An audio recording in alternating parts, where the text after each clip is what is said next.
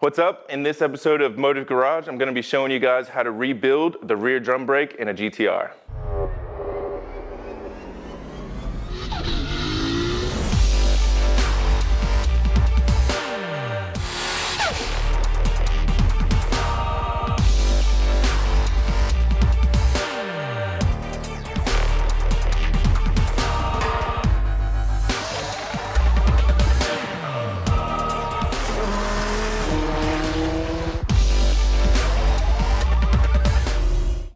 All right, so I'm Cardo GTR, and the reason that I'm here today is because our friend Andrew, who we thought was a drifter in his past life, has never assembled the rear drum brake on a GTR, and that's mainly because Silvias don't have them.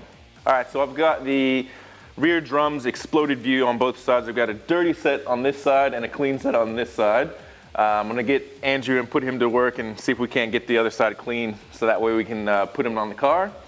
And he's also got these Project Muse shoes that we're gonna be putting onto them. He clearly can't let the drift life go. Before we get into this, I do wanna say, you're gonna need to take a lot of pictures. You're gonna need to find a service manual and make sure that you know where everything goes, how to put everything back together. You also need to have a little bit of confidence, because you've got to take off a pretty small circlip. If you don't have the correct tools, you can do it with hand tools, or you can take it to someone else to do it. But that will be a little bit tricky. It's gonna get you, you're gonna be cursing, so be prepared for that one. When you have your brand new shoe, you don't actually have to press this stud out, because your shoe will come with it.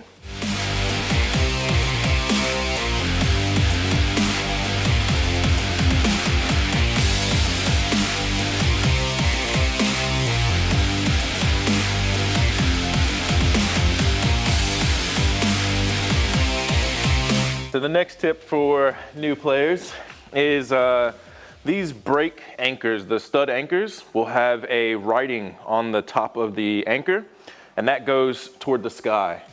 You need to know that because the non-genuine version of these hubs comes with this tiny little retaining pin that locks this anchor in place so it doesn't twist, and you'll need to push this into the hub itself. And it's very frustrating if you don't know that the writing goes on top, and that gives you the direction of where this goes into the hub.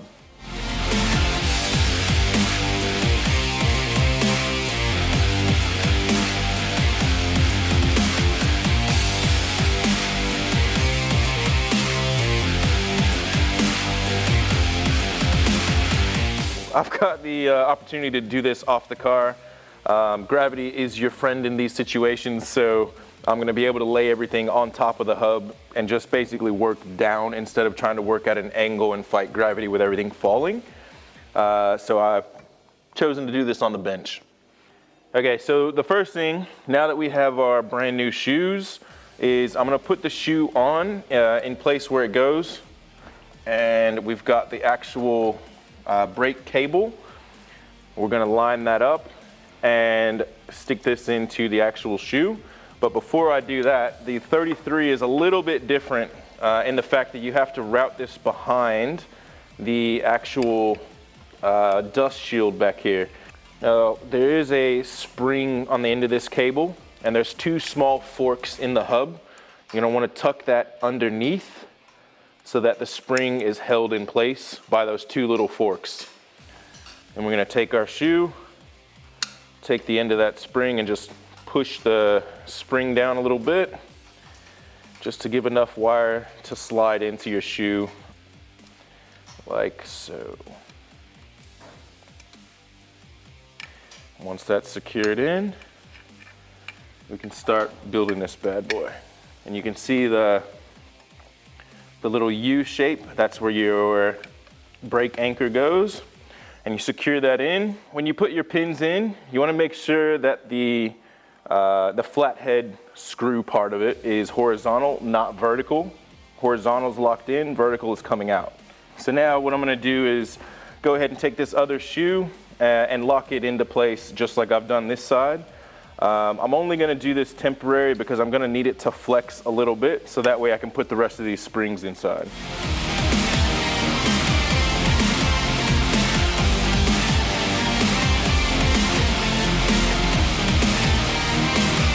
Once you got the shoes actually on, the hardest part is yet to come. You basically have all the springs. So, I don't know the technical term, but this bracket is basically what is going to push the other shoe against the steel inner drum.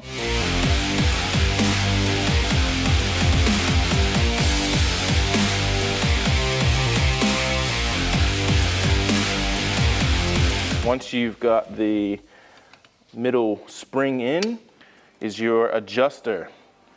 So you can put the adjuster together. You'll have one side with threads, one side without threads. The side without threads just slots in like that. That's it. And this side you just screw in.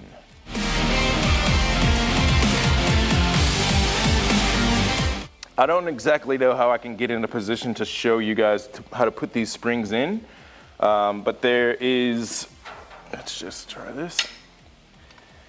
So there's two small holes just behind this flange, and as you can see, both hooks go into those holes and they hold the shoe in place. So it basically will look something like that, and then you put your adjuster screw in. So that's what I'm gonna do. And then we'll come back and you'll see that.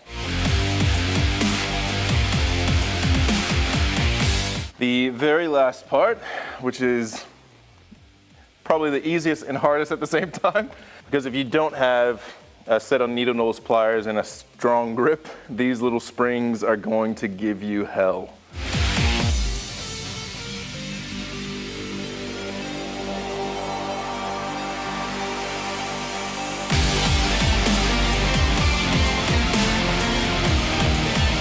Now that you have your shoes on, you're at the very last stage. You want to grab your brake rotor, whichever rotor you might be using, chuck it over the top and get some open-ended nuts, make sure it's secured down.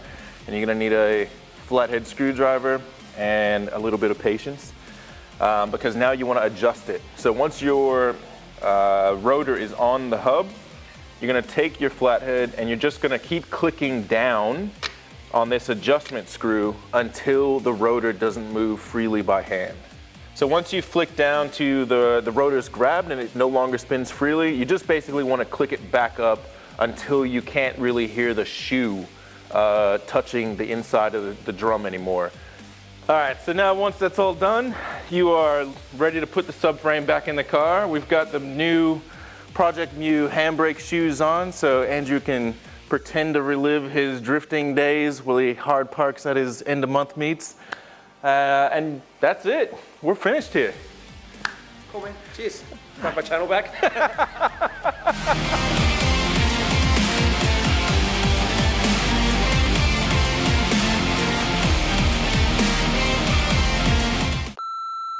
What's up? In this episode of, damn it. What's up, you guys?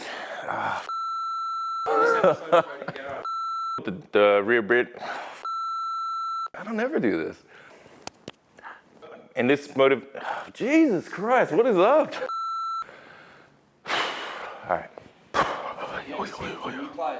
Once you've done that, you can easily just take the end of your handbrake cable, give it a tug, or have a friend. Damn. Oh. I stopped myself. No, you didn't. It's still getting you. Oh, no. There's definitely going to be a freaking highlight reel now. So we're going to tug with a friend. Okay, so you're going to basically... Oh, I got to stop laughing now.